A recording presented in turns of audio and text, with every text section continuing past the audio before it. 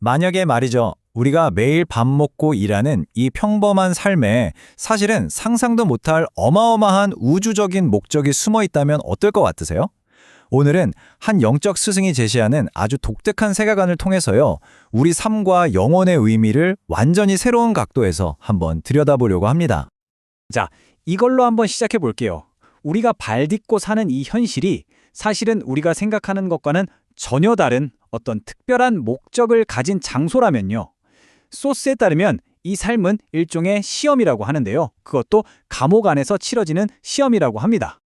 바로 이 문장. 이 철학의 진짜 핵심이 바로 여기에 담겨 있습니다. 지구는 교도소다. 처음 들으면 이게 무슨 소리지? 싶고 좀 충격적이죠? 하지만 이 교도소라는 단어에 담긴 진짜 의미를 알고 나면 아마 우리 삶을 보는 눈이 완전히 달라질 거예요.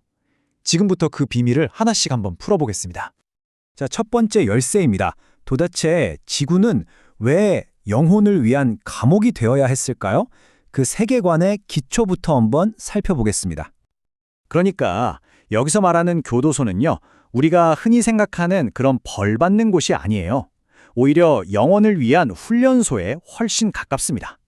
영혼이 이 물질 세계인 3차원과 영의 세계인 4차원을 계속 왔다 갔다 하면서 스스로를 단련하고 성장시키는 곳이란 뜻이죠. 그렇다면 이 혹독한 훈련의 최종 목표는 뭘까요? 바로 영혼의 내공을 쌓는 거예요. 이 땅에서 겪는 모든 경험을 통해서 영혼을 더 단단하고 맑게 만드는 거죠.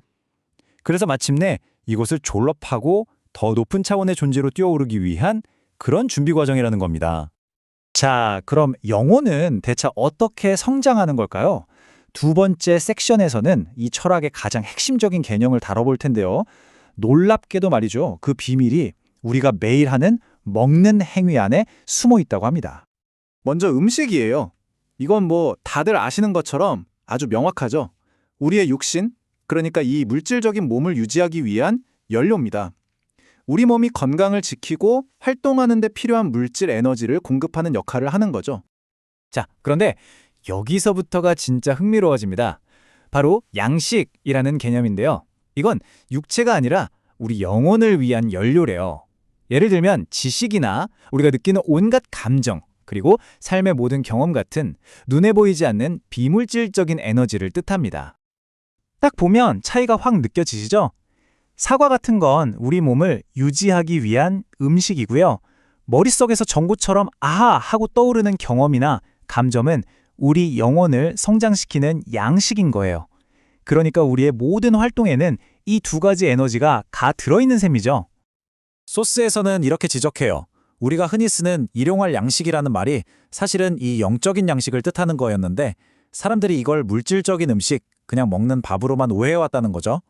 영적인 개념이 물질적인 차원에서 잘못 해석되었다는 겁니다.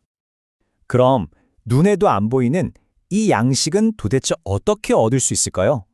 세 번째 섹션에서는 영혼을 살찌우는 구체적인 방법을 한번 알아보겠습니다.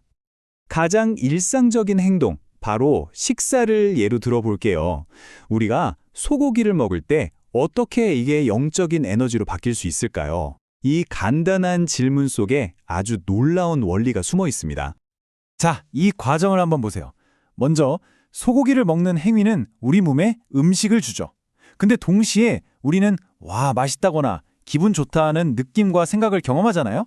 바로 이 감정과 경험이 비물질적 에너지, 즉 양식이 돼서 영혼에 그대로 흡수된다는 거예요. 결국은 하나의 행동으로 두 가지를 다 얻는 거죠. 결국 이 철학이 말하는 핵심은 이거예요. 우리 인생이 뭐랄까 거대한 경험 뷔페 같은 거라는 거죠. 기쁨, 슬픔, 사랑, 분노 이런 모든 감정과 경험들을 남김없이 싹 다 맛보고 흡수해서 영혼의 에너지를 가득 채우는 것, 이게 바로 우리가 여기에 온 이유라는 겁니다. 자, 이렇게 영혼이 양식을 꽉 채우고 성장을 다 마치고 나면 그 다음엔 어떻게 될까요? 네 번째 섹션에서는 마침내 지구를 떠난 영혼의 장엄한 우주적 운명에 대해 알아보겠습니다. 소스에 따르면요, 영혼은 이 지구라는 훈련소에서 모든 과정을 무사히 마치고 마지막 생을 살고 나면 드디어 졸업을 하게 됩니다. 그리고 신이 되어서 더 넓은 우주로 나아가게 된다고 설명해요. 그리고 그 스케일이 정말 상상을 초월해요. 지구라는 좁은 공간을 벗어난 영혼의 힘이 무려 1000배나 커진다고 합니다. 이게 뭐랑 비슷하냐면요. 강력한 용수철을 꼭 눌렀다가 탁 놓는 거랑 같아요. 지구에서의 삶은 그 에너지를 최대한으로 압축하는 과정이고 우주로 나아가는 순간 그 모든 잠재력이 폭발적으로 터져나오는 거죠. 이걸 바로 신의 힘이라고 부르는 겁니다. 이 관점에서 보면 우리 몸은 한 100년 정도 쓰는 도구에 불과한 거죠. 다 쓰고 나면 자연으로 돌아가지만 우리의 본질인 영혼은 영원히 사라지지 않는다는 거예요. 진짜 나는 이 몸이 아니라 바로 영혼이라는 겁니다. 자, 이렇게 거대한 우주 이야기가 이제 바로 지금 여기에 우리 이야기로 돌아옵니다. 마지막 섹션에서는 이 새로운 시대에 인류, 특히 우리에게 주어진 사명이 무엇인지 알아보겠습니다. 소스에서는 2013년을 아주 중요한 분기점으로 봐요. 그 전까지가 영혼이 성장을 위해 양식을 열심히 모으는 시대였다면 그 이후부터는 인류가 그동안 쌓아온 걸 바탕으로 세상의 문제에 대한 답을 만들어내야 하는 새로운 시대가 열렸다는 겁니다. 근데 이 답을 찾으려면 꼭 해야 할 게 있대요. 바로 과거랑 헤어지는 거죠.